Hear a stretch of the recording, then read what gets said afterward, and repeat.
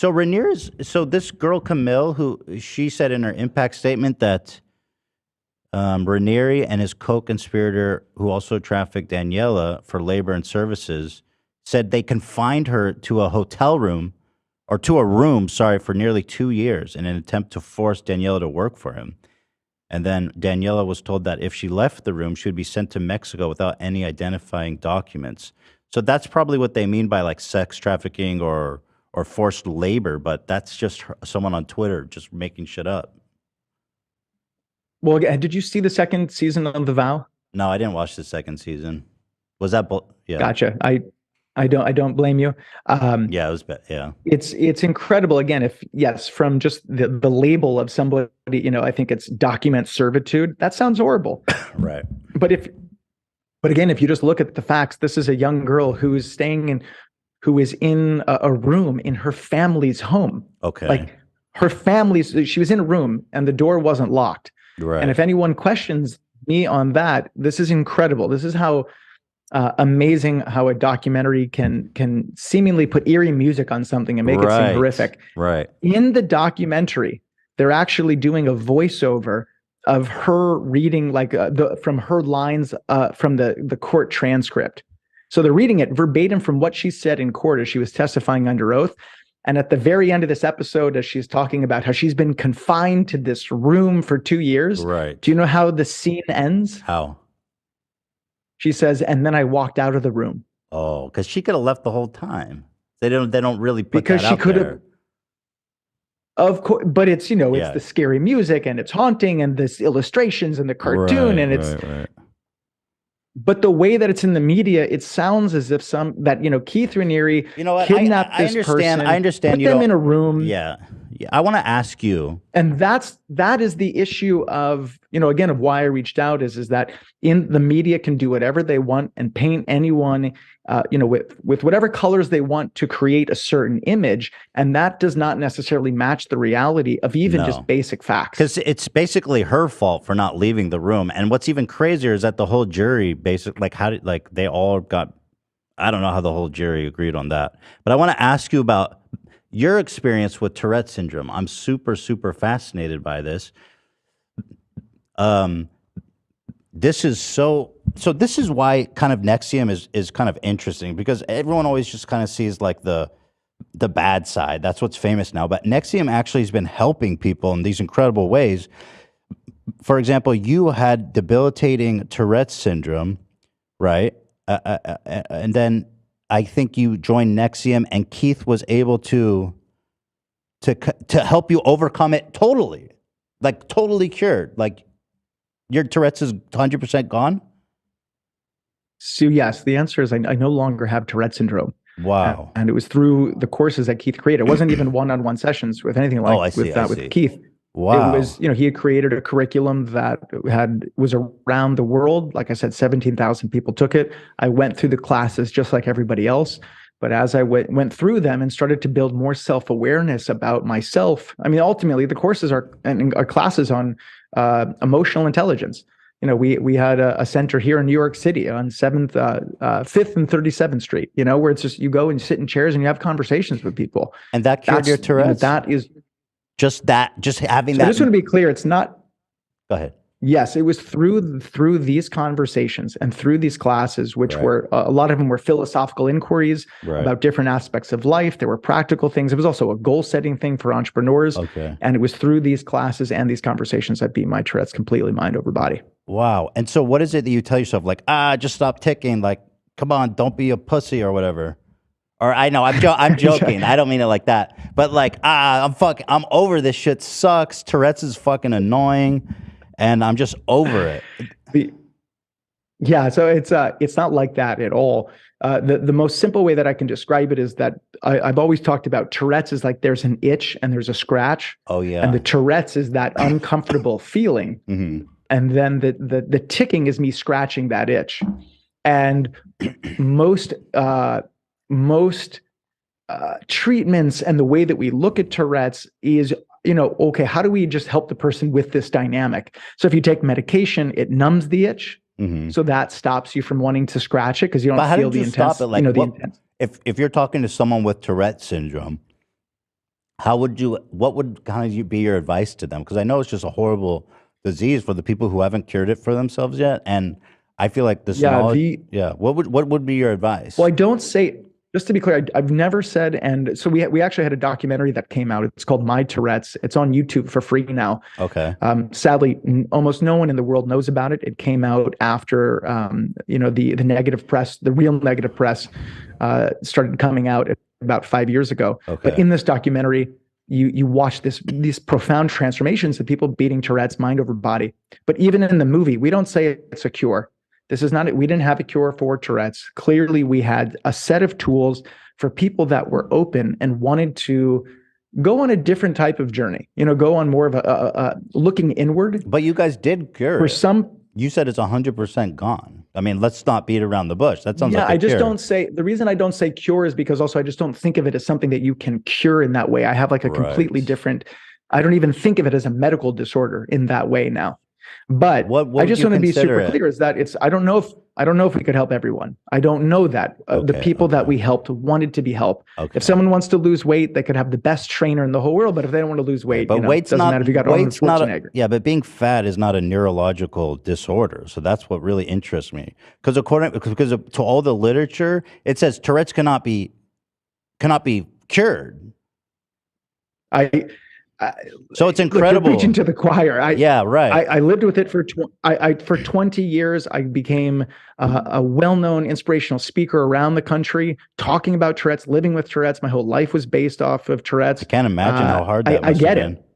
It was, so then to take a class on emotions and now to be able to have a conversation with you like this, I couldn't even have dreamt of it. I mean, it just wasn't even something that could be possible because of like what you said. I have Tourette's, this neurological genetic disorder that's involuntary and has no cure.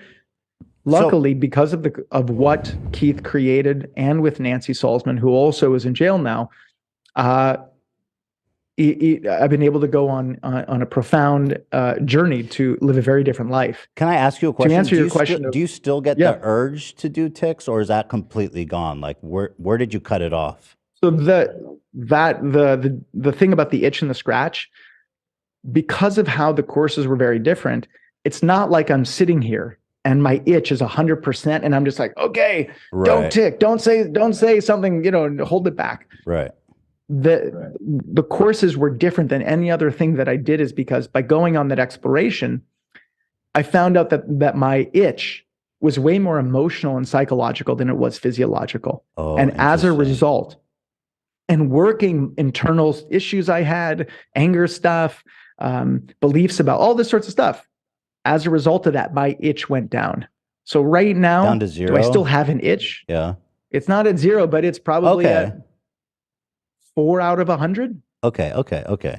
So to call that Tourette's is not, I don't even think of it as Tourette's. I think of it as I'm a person that has a body, and all of us have uncomfortable things. And what I come to understand, and this is for me, is that ultimately I was, in a sense, had an impulse disorder. Mm. That doesn't mean I had a neurological disorder. I found And this as I video, worked things, or this old video of you, I found really compelling, from 14 years ago. Do you mind if I watch it real fast for the audience, just Sure, to kind of give you absolutely. some background? Yeah. So this is from 14. Absolutely. This was 14 years ago from a local news story or something like that, right? That covered your story. Yeah, yes. And did you? Yeah. So okay, let me watch it. Oh, sorry. I thought you were about to press play. Oh yeah, no, I'm gonna press play right now. Okay. Are you okay if I press play? Oh yeah, sorry. I thought you were hitting it. Okay.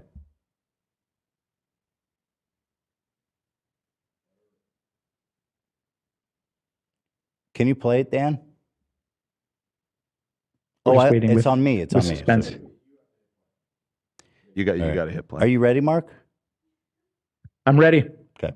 A day before my 17th birthday is when I really ran into the greatest obstacle I had ever encountered with my Tourette syndrome. A St. Louis area teenager who says he has Tourette syndrome claims he was kicked off a Greyhound bus in Indianapolis because of his disability. I got on the bus, and they made an announcement about my Tourette syndrome. And earlier in line, a lady had heard me saying some inappropriate words, and she stood up and she said, well, how come he can say this word?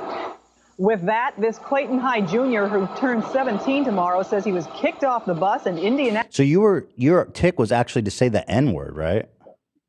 Yeah, at different times I was saying what would be the worst thing that I could possibly say in a given moment. So, Yeah. if I was around a fat person, I would want to tick you're fat. If I was around a black person, I would want to tick the N word. So at the time, it was a nightmare. At the time, you were on a bus, and with it seems like from this image, predominantly black, and then you said the N word on the bus. Yeah, to make a long story short, I had told the bus driver about my Tourette's before I got on, and then I got on the bus. Then I was taking it more, and obviously customers were complaining, and rightfully so. I mean, they had no idea what was going on. And then the bus driver,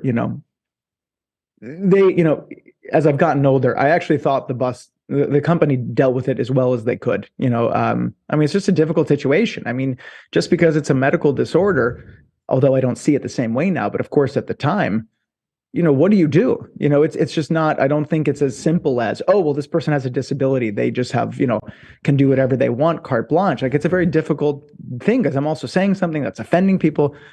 Luckily, nothing bad happened. I was safe. It could have escalated and gotten very bad. So you went, okay, so let me keep watching. So you're on a bus and you said the N word and then people got mad at you, right? So that's the kind of and then the bus driver kicked you off. Yeah. So let me keep watching. And ultimately, after a few, Elliot says he was on his way home from a church youth camp when the incident happened. Elliot and his family say they've traveled all over the country and never been denied access to transportation. His family calls it a violation of the Americans with Disabilities Act. Up to that point. I appreciate that you guys all made it into kind of turned it into like a crusade here and went to the local news about it and stuff because I have a theory for you. I'm ready. Okay, cool. I think you actually fake having Tourette's. Yeah, I think you actually don't have it. Well, I'm open to. Here's my. What did you think I had? Well, let me just break it down. I think this is kind of a funny thing. I doubt this is what happened, but maybe you just called someone the N-word on the bus, and then you're like, oh no, I have Tourette's. Because what's interesting to me, and I know that's funny, but what's interesting to me is that you've made like a whole career being a motivational speaker about how you cured your Tourette's and stuff, and that's kind of become like a big part of your identity. But what's interesting is, as somebody with Tourette's, I actually have Tourette's. I know it's not curable, so I just find that claim to be absolutely a pseudoscientific, crazy claim that has no backing in science or at all. And I think you're actually, in my opinion, right, as someone with Tourette's, I think you're scamming people. Well, first off, did you say that you have Tourette's? I do have Tourette's. I didn't know that crazy. Yeah, I know. That's why I was so surprised when you emailed me, because I was like, I have Tourette's, and I also fucking hate Andrew Tate. I've talked continually and openly, relentlessly about what a piece of shit he is and how much I hate him. And what's interesting too, Mark, is that I've also talked about how much I hate Keith and NXIVM and what a psycho he is. So when I got your email, I was like, this is incredible. And I could totally see how it is you fell into a cult, because you clearly don't do any research. When I saw when I was watching one of your videos, I thought I saw you ticking. And so it did cross my mind. I said, I wonder if he has Tourette's. Yeah, I do. Why would you? That's so interesting. Why would you think someone would fake it? That's a pretty messed up thing for someone to fake. No, I agree. But you've made a good living from faking it, doing motivational stuff and writing books and stuff like that. And it's just, as far as I know, and that's just a theory, right? Because I don't know. I mean, I just have Tourette's myself, but obviously I don't know anything about you. So it's just a theory. But I just think that you can't cure it, actually. And on your website, it says you overcame it, mind over body. And that's just not possible. But that's why, I don't know if you remember what I just said 2 minutes ago, is that we've never claimed it's a cure. Right. Well, let's see. On If we pull up your website, well, when I started, you said you're 100% like over Tourette's, right? You did say that, Yeah, well, I said that I don't think of it as I have Tourette's anymore. right? You don't have it anymore. I guess what I could say is,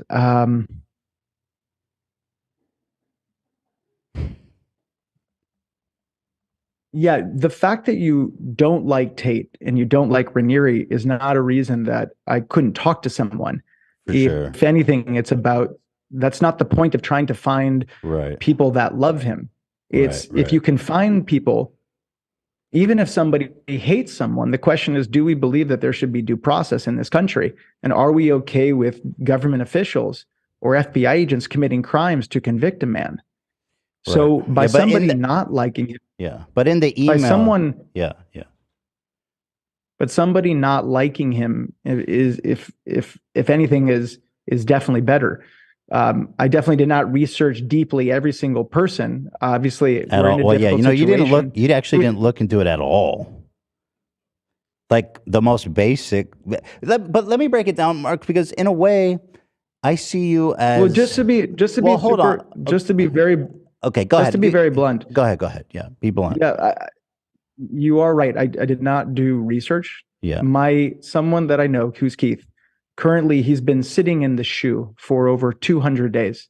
So they're basically torturing a U.S. citizen, while at the same time he has filed in the Eastern District of New York with 4 former FBI agents showing that the FBI tampered with digital evidence. And they're now escalating the torture, and they might ship him to what's known as a CMU. Can I read a excerpt Which is a from your? communications. Can I read an excerpt for you? It says, "Do you?" This is from your website. This is your website, right? MarkElliott.com. Yep. Yeah. Do you want to beat your Tourette's? I want to help you, but currently the government has threatened to put me in jail for being public about how I completely overcame my Tourette's with NXIVM. Yep. So when you say completely overcame, I just assumed that meant like that you have a cure for it. Yeah, I can address that in a second. We can talk about that. But the point is that Can you cure like you have a lot bipolar or of something? Can you cure like schizophrenia? Because that would be really good for a lot of people. the reason. So because of how big the case is, Right. and I'm reaching out to people that have influence. Hmm. I believe that even though you might hate those people, and I didn't know the depth of how much you dislike them, but Yeah. okay. No, yeah. Is that there's something that we can agree upon? I thought at Well, least here's that something- are here's we some- okay? Well, we can all agree on that's we can all agree on photos. Here's photos of his initials being branded into women who accused him of running a clandestine sex cult. Here's his initials branded into their skin. Here's an up close for you. It says his initial, Keith Ramirez, branded into their skin. what's your point? That's not what I'm here to talk to you about. Oh, my point. That The thing is, the point right, is, right. but- No, that was just for but fun. bringing That up- was just like a funsies thing. yeah, but the It was thing just is, like a fun look, little I'm- group building exercise. No, I'm the thing is, serious. I No, keep on- I'm serious. Why did he do this? Because if I'm curious, I want to ask But you. the Why thing did is, he if do you're it? gonna say things, they need to be factual. They're just kinky. Keith They're just a Raniere- little kinky. But Keith Raniere didn't brand anyone. Oh, right. He's not even in the He room. coerced people to But do he's it. not. Yeah, so coercion's But a he's crime, not even- but actually. I think coercion is a crime. Sex trafficking usually happens through coercion, not by locking people to a radiator. So that, I think, is where we kind of disconnect there. And actually, what's crazy I is the had told jury you agreed with me. 12 people agreed. I had told you before. I know I had told you What? before Oh, that and the appeal blackmail is a court. crime. Oh, what's crazy is he appealed, and then the appeals court also upheld these 7 horrific charges against him. So that's like a lot of people. I wasn't here. Yeah, that's a lot of I people. like I had said, I had said to you in the very beginning is that I believe most of things are not true out there. That doesn't mean there isn't kernels of truth. I wanted to talk to you about something that I think is greater than Keith Raniere, the fact that we have evidence that shows that the FBI committed crimes. Yeah, but the FBI is, If I you don't agree wanna- with you that the FBI is shitty and they do that kind of stuff. But even if we discount everything the FBI allegedly, or you say let's just assume for the sake of this conversation that they did do that, then you still have to explain all these other charges. Like even if he's not, even if he didn't have child pornography on a hard drive, right? And let's just say he didn't do it, it was a conspiracy. We don't, or maybe they changed the metadata. There's still racketeering, forced labor, wire fraud, sex trafficking, extortion. So do you have you know what I mean? So there's kind of an issue here. If you're, well, we've been, the thing is, look, I this is the first time we've ever met, Ethan. yeah. I said to you in the email of that, if you want to have more of an open, rational conversation where we can challenge things. In the first half of this, I talked to you about some of the facts that it sounded like you were agreeing with. I didn't realize that you were just trying to play me. The things that I said, I stand by. I don't need to change anything, even though now I know that I guess you were trying to have sort of a gotcha moment. But like I said, with the photos, with the woman, the HBO thing, the sex trafficking, which is a single sex act with no money exchange, these are things that but if someone wants to have a conversation. Right. But you got to understand that no money exchanged and him not doing it himself is kind of the quintessential of a cultish kind of racketeering, like manipulative, coercive act. Like he's not the first person, right? Like Charles Manson, for example. Is Charles Manson guilty of murder? Well, answer that. Is Charles Manson guilty of murder? He never did anything. I don't know enough. Okay, I'll explain it to you. I'll explain it to you. Charles Manson, people say he was a member of a cult. His disciples went under his order or coercion to go and murder this family, right? And so his lawyer said, well, he didn't do anything. He wasn't even there. And so the question is, do you think Charles Manson is guilty? He was in jail right now for being involved in their murders, even though he wasn't there. He never held a knife in his hand. You know what I mean? And no money was exchanged. He didn't even pay them to do it. I have. Oh, he's dead. That's a correction. Let me issue a factual correction. No, this is what I would say. Mm-hmm. I don't know anything about the case. Obviously, I know of Charles Manson because of of how it's been. He's a very popularized name. He's probably innocent too, right? Well, I don't know, but what I do believe and what I'm absolutely will stand by is that I do think no matter how hated a person is, we should be absolutely open to questioning narratives. We should be able to question. I think witnesses. We should be able. I think part of a redemption of accepting people who are bad starts with them, coming to terms with what they've done. But that's what I said from the get-go. I said, I'm not on here to try to get you to like Keith Raniere. But you can, I don't know if you remember, I did say to you, you can think he's the devil. Mm-hmm. No, I don't think he's the devil. Do you remember when I said that? No, but my point is, if someone wants to believe that. So you're saying we need to That's not what I'm. You're saying we need to take the time to look at the kind of the facts and the situations and come to just with our whole hearts and minds, come to a rational decision. Well, my question to you is, that's a trial. Do you believe that there are? That's a trial, by the way. He lost 2 of them. No, but do you believe that it is okay under any circumstance for the government or government officials, whether it's a prosecutor, whether it's a judge, whether it's an FBI agent, to commit a crime, to convict of course a person? Not. No, never. Dude. If we agree on that, Ethan, yeah. If you and I can agree on that, that's all that matters. And that's why I'm here. I don't care. That doesn't seem very significant. I mean, we can both agree that Krispy Kreme donuts are great, taste great, but that doesn't fucking really have any. That doesn't have nothing to do with wire fraud and racketeering. Why do you believe that that's not significant? Because it doesn't affect all the other unrelated crimes he was convicted of. But I think that the part where we're just missing is that you keep making it about this case. What I'm saying is what I'm addressing affects every single case in the United States. This is bigger than Keith. Yeah, Keith is not bigger than the justice system. If you allow or you are okay permitting government officials to commit crimes, to convict even a hated person, what you ultimately are saying is that you believe that prejudice and hate are more important than justice. Here's you and Keith. He has really nice skin. Fuck. The thing is, I'm trying to have a serious conversation. No, I was just struck by his really nice skin. Did he ever drop? I'm just saying. I'm just saying, out of respect, I'm trying to have a conversation with you about something that affects millions of people around the justice, millions of people in the justice system and are affected by our justice system. This isn't about Keith. It is about Keith because this is the specific case and the specific evidence that we have. Do you mind if I take a moment and read some of the quotes from the FBI agents? No, I don't want to do that. Let me ask you this. I don't even blame you because honestly, in a sense, you're kind of the victim of you know what I mean? Like you're part of this organization that clearly has some powerful hold over you. And I'm really sorry that you got somehow you're involved in this. And I just like Keith is gone. He can't hurt you anymore. You know what I mean? Like you're free, bro. I appreciate the I do believe that I'm free. I'm an adult that makes decisions in my just own like life. that girl in the room. You're free, man. Just walk through the door. What I can say again is I reached out to you.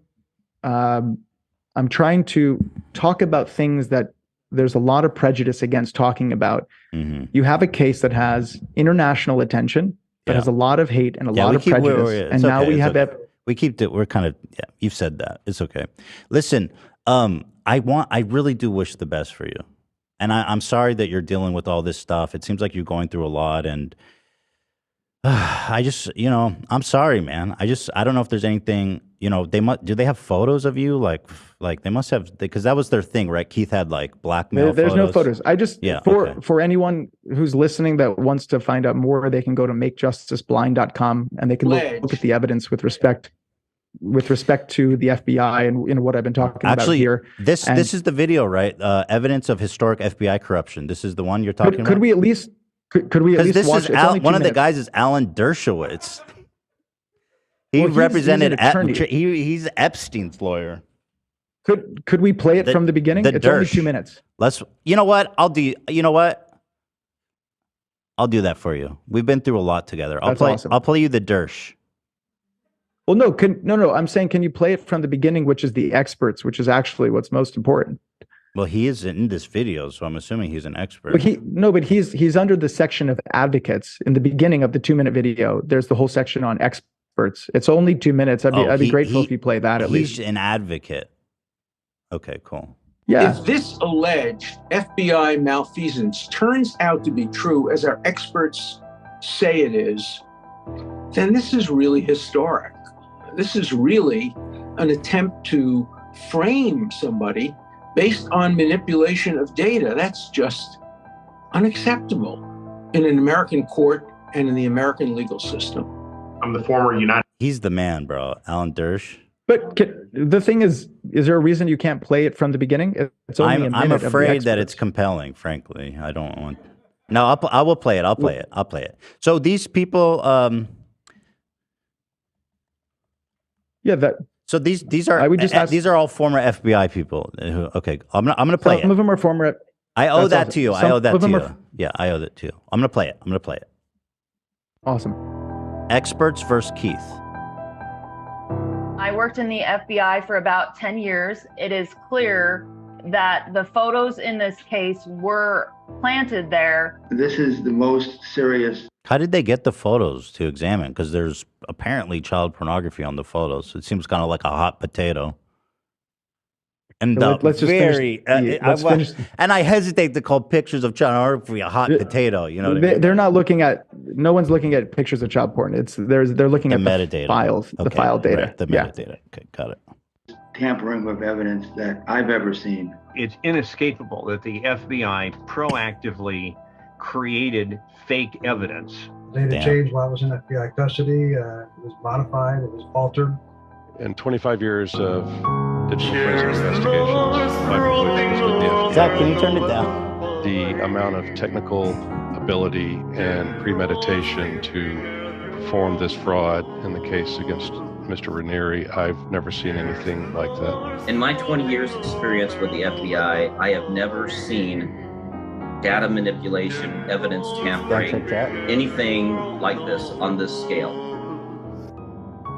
When I first read the papers that Mr. Raniere presented on tampering, I was shocked. I've never seen an instance where the system threw away its credibility purely for the purpose of convicting a defendant. If it could happen to a person who is educated, who is white, who has the complexion for acceptance, as I would say, none of us are safe.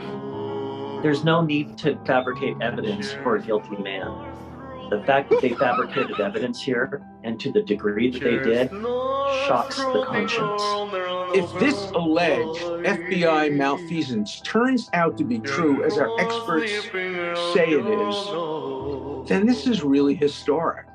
This is really an attempt to frame somebody based on manipulation of data. That's just unacceptable in an American court and in the American legal system. I'm the former United States Attorney for the Eastern District of Arkansas. In the face of this alarming evidence, there's really no excuse for the court or for the prosecutor to hide behind procedural delays and waiting to get to the bottom of this. They should take immediate action, and if they can't or they won't, the United States Attorney General should appoint an independent prosecutor. If an independent investigation determines that this tampering occurred, there must be accountability. People have to be criminally prosecuted. This is very serious.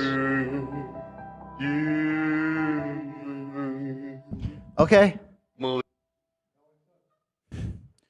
Shortly after Mr. Renner's legal team first exposed this corruption, the government retaliated.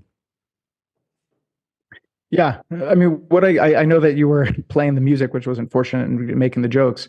You know, these are people, whether or not, again, whether you hate Keith Raniere or whatever you think about NXIVM, you know, these are very people that have served our country. Those are 4 FBI agents, other distinguished experts. There's also a former U.S. prosecutor. You know, again, if you don't want to hear that, I do. agree, You know what? Okay. Here's what I just want to. I'm going to give you the. Here's what I want to do. Here's what I want to do. Wait, I'm serious. I want to give you the platform. I'm just going to step away because, listen, obviously we've been doing some goofs here, and I feel I owe it to you. I'm going to step away. I'm going to sit right here and listen, but I'm not going to interrupt you. I'm just going to let you say your thing. I'm sorry. Go ahead. All I'll say is, first, thank you again for allowing me to come on. I didn't appreciate sort of the way it went, but even with that, what I'm talking about today and the video that you saw with these experts, these are serious things that we're talking about. I think that's. What's wrong? What happened? Well, thank you. Yeah. Do you want to give a closing statement or anything?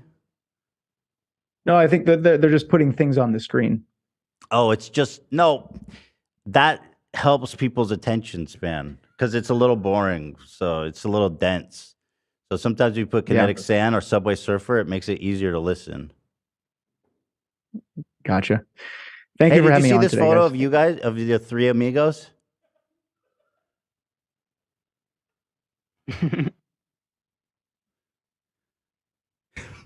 Did you? I'm with you, by the way. ACAB, brother. For my place. You don't know how to turn off Zoom. You're trying, but you can't get away. How do you get out of this? You're trapped.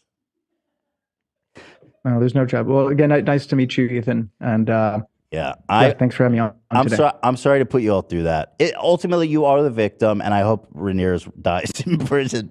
I really do. I really do. But one day you're going to be free of this, and I'll be there to help you. I'm so sorry. This is Keith's fault that you went through this. It really is, and I'm so sorry. Yeah, thanks for having me on today. Yeah, thank you for joining us. All right, take care. Have a good night. Have a good night. Thank you. Oh, God. He hung up.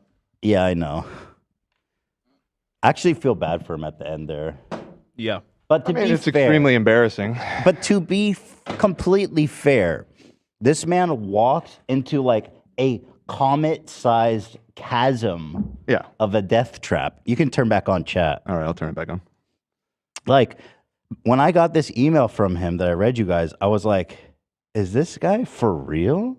And so I passed it to Dan to set it up. And sure enough, this guy thought I was an Andrew Tate defender who loves fucking Keith Ramirez, and also he didn't know I have Rainier. Tourette syndrome, which put me in kind of a unique position to talk to him about Tourette's.